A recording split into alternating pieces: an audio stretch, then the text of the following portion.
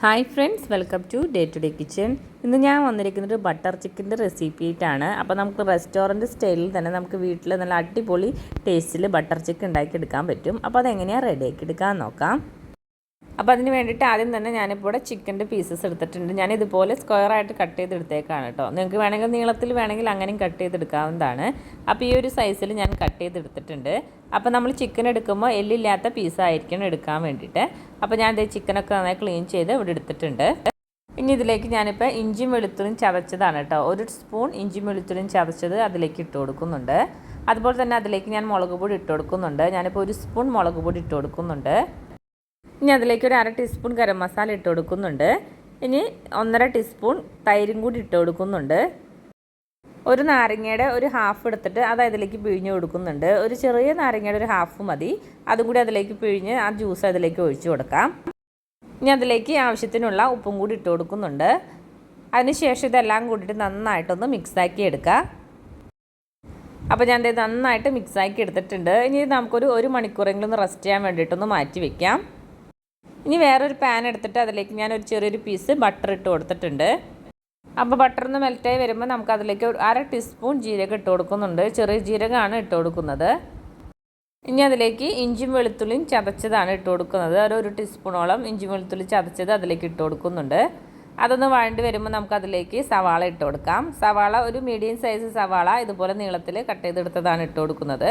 നിങ്ങൾക്ക് എങ്ങനെ വേണമെങ്കിലും കട്ട് ചെയ്തെടുക്കാം കേട്ടോ. നമുക്ക് ജസ്റ്റ് ഒന്ന് വഴറ്റിയിട്ട് മിക്സിയിൽ നന്നായിട്ടൊന്ന് അരച്ചെടുക്കാനുള്ളതാണ്. അപ്പോൾ ഞാൻ സവാളയും കൂടി ഇട്ട് കൊടുത്തിട്ട് ഒന്ന് വഴറ്റിയെടുക്കുന്നുണ്ട്. ഇനി അതിലേക്ക് ഒരു 5-8 കാഷ്യൂനട്ടും കൂടി ഇട്ട് കൊടുക്കുന്നുണ്ട്. അപ്പോൾ സവാളയും കാഷ്യൂനട്ടും ചെറുതായിട്ടൊന്ന് വാടി വന്നു കഴിയുമ്പോൾ നമുക്ക് അതിലേക്ക് തക്കാളി ചേർത്ത് കൊടുക്കാം. ഞാനിപ്പോൾ ഒരു വലിയ സൈസ് തക്കാളിയാണ് എടുത്തിരിക്കുന്നത്. ഒരു മീഡിയം സൈസ് ആണെങ്കിൽ 2 തക്കാളി ചേർത്ത് കൊടുക്കാവുന്നതാണ്. അപ്പോൾ ഇതുപോലെ കട്ട് ചെയ്തിട്ട് അതും കൂടി അതിലേക്ക് ഇട്ട് കൊടുക്കുന്നുണ്ട്. അപ്പോൾ ഞാൻ അതിലേക്ക് ആവശ്യത്തിനുള്ള ഉപ്പും കൂടി ഇട്ട് കൊടുക്കുന്നുണ്ട്. അവിടെ നന്നായിട്ടൊന്ന് മിക്സ് ചെയ്ത് കൊടുത്തിട്ട് നമുക്ക് ഇത് ക്ലോസ് ചെയ്ത് കൊടുത്തിട്ട് തക്കാളി ഒന്ന് വേവിച്ചെടുക്കണം.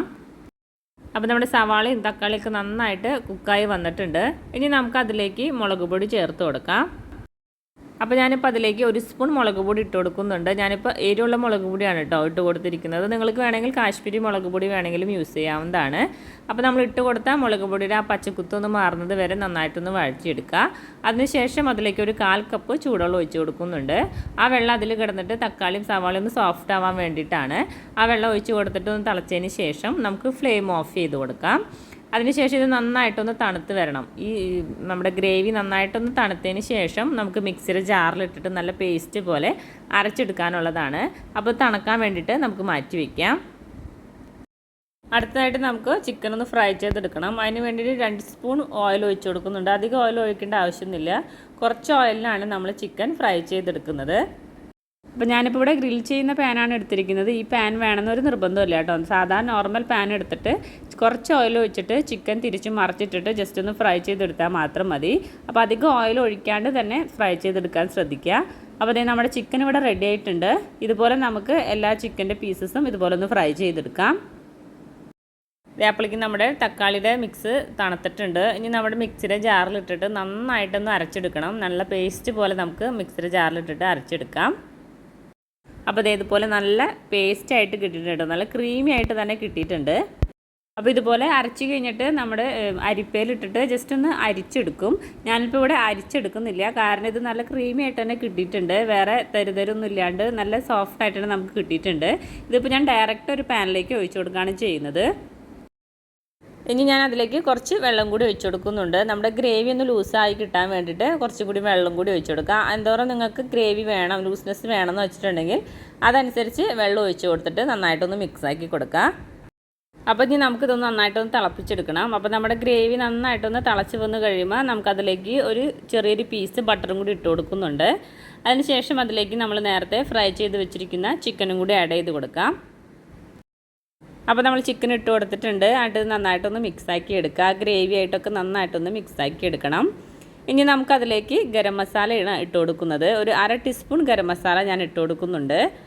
ഗരം മസാലയും കൂടി ഇട്ട് കൊടുത്തിട്ട് നന്നായിട്ടൊന്ന് മിക്സാക്കി എടുക്കണം. അടുത്തതായിട്ട് അതിലേക്ക് ഞാനിപ്പോൾ കസ്തൂരി മേത്തിയാണ് ഇട്ട് കൊടുക്കുന്നത്. 1 സ്പൂൺ കസ്തൂരി മേത്തിയും കൂടി അതിലേക്ക് ഇട്ട് കൊടുക്കുന്നുണ്ട്. ഈ ടൈമിൽ വേണമെങ്കിൽ നിങ്ങൾക്ക് കയ്യിൽ ഫ്രഷ് ക്രീം ഉണ്ടെങ്കിൽ ചേർത്ത് കൊടുക്കാവുന്നതാണ് കേട്ടോ. 2 ടേബിൾ സ്പൂൺ ഫ്രഷ് ക്രീം വേണമെങ്കിൽ നിങ്ങൾക്ക് ചേർത്ത് കൊടുക്കാം. ഞാനിപ്പോൾ ഇവിടെ ചേർത്ത് കൊടുക്കുന്നില്ല. ഇനി അതിലേക്ക് 1 സ്പൂൺ മല്ലിയിലയും കൂടി ഇട്ട് കൊടുക്കുന്നുണ്ട്.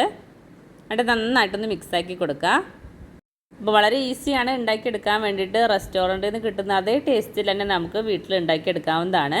അപ്പോൾ ഫ്രഷ് ക്രീം ചേർക്കേണ്ടവർക്കാണെങ്കിൽ ചേർക്കാവുന്നതാണ് കേട്ടോ. ഞാനിപ്പോൾ ഇവിടെ ഫ്രഷ് ക്രീം ചേർക്കുന്നില്ല. അപ്പോൾ വളരെ ഈസി ആയിട്ട് ഉണ്ടാക്കിയെടുക്കാവുന്ന ഒരു ബട്ടർ ചിക്കനാണ്. അപ്പോൾ ഇതുപോലെ ട്രൈ ചെയ്യാത്തവരുണ്ടെങ്കിൽ തീർച്ചയായിട്ടും ഒന്ന് ട്രൈ ചെയ്ത് നോക്കുക. അപ്പോൾ എൻ്റെ വീഡിയോ ഇഷ്ടപ്പെട്ടെങ്കിൽ ലൈക്ക് ചെയ്യാനും കമൻറ്റ് ചെയ്യാനും ഷെയർ ചെയ്യാനും മറക്കരുത്.